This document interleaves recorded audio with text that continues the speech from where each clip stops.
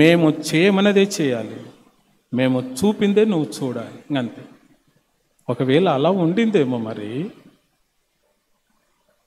యేసు ప్రభు బోధిస్తూ ఉంటే ఫైనల్గా వారు వచ్చినటువంటి ప్రభువు థీసిస్ రాస్తే వీరు కంక్లూజన్ ఇచ్చారు.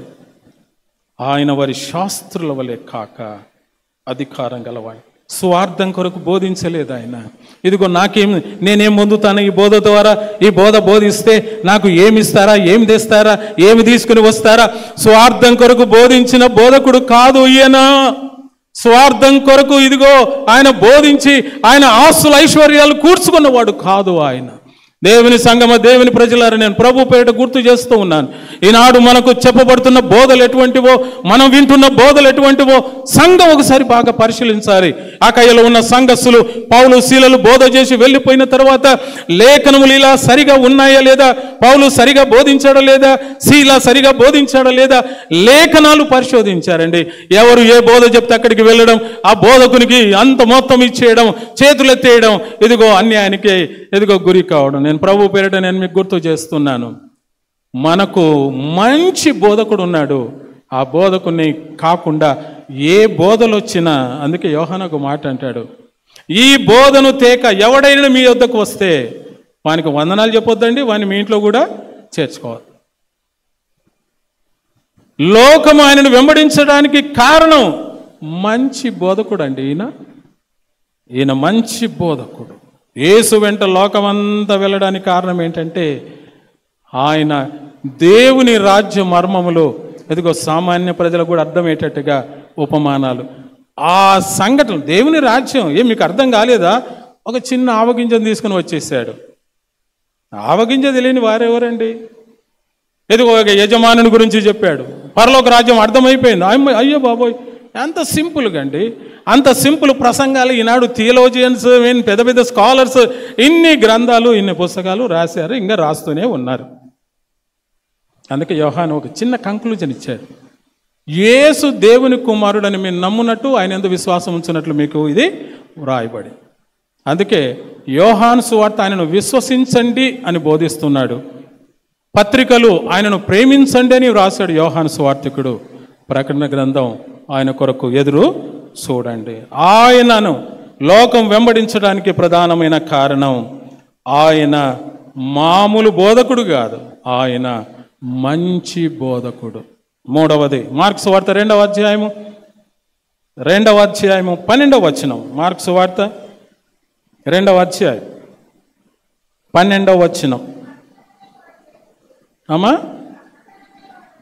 తక్షణమే వాడు లేచి పరుపెత్తుకొని వారందరి ఎదుట నడిచిపోయెను గనుక వారందరూ విభ్రాంతి నొంది మనం ఇలాంటి కార్యములు ఎన్నడూ చూడలేదని చెప్పుకొనుచు దేవుని. ఏలాంటి కార్యములండి? ఏలాంటి కార్యములు? ఏలాంటి కార్యములు? చూడండి, లూకాసు వార్త 18వ అధ్యాయం యేసు ప్రభువే చెబుతూ ఉన్నాడు. లూకాసు వార్త 7వ అధ్యాయము 18వ వచనం నుండి యోహాను ఒక సంశయాన్ని వ్యక్తం చేశాడు. అప్పుడు యేసు ప్రభు ఇచ్చినటువంటి రెస్పాన్స్ చూడండి. లూకాసు వార్త 7వ అధ్యాయము 18వ వచనం నుండి. అమ్మ చదవండి.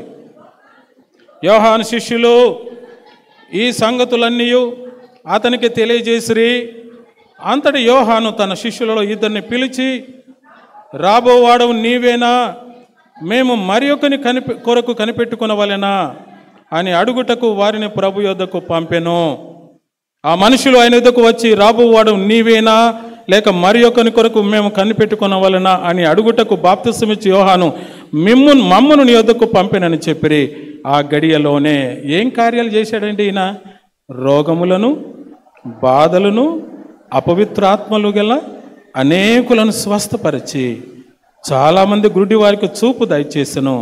అప్పుడు ఆయన, మీరు వెళ్ళి కన్నవాటిని విన్నవాటిని యోహానుకు తెలుపుడి. గుడ్డివారు చూపు పొందుచున్నారు, కుంటివారు నడుచుచున్నారు, కుష్ఠరోగులు శుద్ధులగుచున్నారు, చెవిటివారు వినుచున్నారు, చనిపోయిన వారు లేపబడుచున్నారు, బీదలకు సువార్త ప్రకటింప నజరేతుకు వచ్చాడు. సినగోగులోనికి వెళ్ళాడు, ధర్మశాస్త్రం తెరిచాడు. అప్పుడు ఆయన అన్నాడు, ఇదిగో యెషయా ప్రవచనాన్ని చదివాడు. చెరలోనున్న వారికి విడుదల, గుడ్డివారికి చూపు, బీదలకు సువార్త, గోల్డెన్ జూబిలీని గురించి ప్రకటించడానికి ఆయన నన్ను పంపాడు. యేసు వారిని స్వస్థతపరచగానే వారందరూ విభ్రాంతి నొంది. ఇటువంటి కార్యములు మనం ఎందుకయ్యా ఇంతవరకు చూడలేకపోయాం? దేవుని బిడ్డలారా, అందుకే ఈ ఉదయకాలం ప్రభుపేట నేను గుర్తు చేస్తూ ఉన్నాను. విలియం కేరీ గారి యొక్క స్లోగన్, ఆయన పరిచర్యలో life slogan, expect great things from God, attempt great things for God. దేవుని నుండి గొప్ప కార్యాలు కనిపెట్టండి, దేవుని కొరకు గొప్ప కార్యాలు చేపట్టండి. ఏం కార్యాలు? ఇంతవరకు ఎవరు చేయని కార్యాలు, ఇంతవరకు ఎవరు కూడా ప్రవేశపెట్టని కార్యాలు. అది 2, దేవుని మహిమ కొరకు జరగాలి. అది ఒకటి దేవుని మహిమ కొరకు జరగాలి. 2 సంఘ క్షేమము కొరకు జరగాలి. దేవుని మహిమార్థమై రోగులను బాగు చేశాడు, అపవిత్రాత్మలను బాగు చేశాడు, కుంటివారు నడిచారు, చనిపోయిన వారిని లేపాడు. ఆయన ఎప్పుడు చేశాడు? ఎప్పుడైనా చేశాడండి. ఇంతవరకు మనం చూడలేదయ్యా ఎంత మంచి కార్యాలండి, ఎంత మంచి కార్యం. ప్రభు పేరిట నేను గుర్తు చేస్తున్నాను. యేసు అన్న మంచి కాపరి, ప్రధాన కాపరి, ఆత్మల కాపరి, గొప్ప కాపరి మన ప్రార్థన మందిరానికి ఉండాలని మనం కోరుకుందాం. ఆయన పవిత్రుడండి, ఆయన మంచి బోధకుడు. నేను అంటూ ఉన్నాను, ఏం లోకమంతా ఆయన వెంట వెళ్ళడానికి. ఆయనలో ఉన్న స్పెషాలిటీ ఏంటంటే ఆయన ఉపకారి.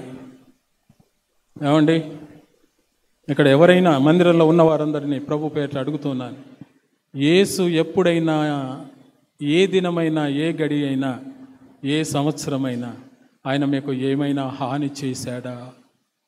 రాయండి పేపర్ మీద. లేదు అనంటే యేసు ప్రభు మీకు ఎన్ని మంచి కార్యాలు చేశాడో వాటన్నిటి గురించి రాయండి. రాసి ప్రభుకు స్తుతులు చెల్లించండి.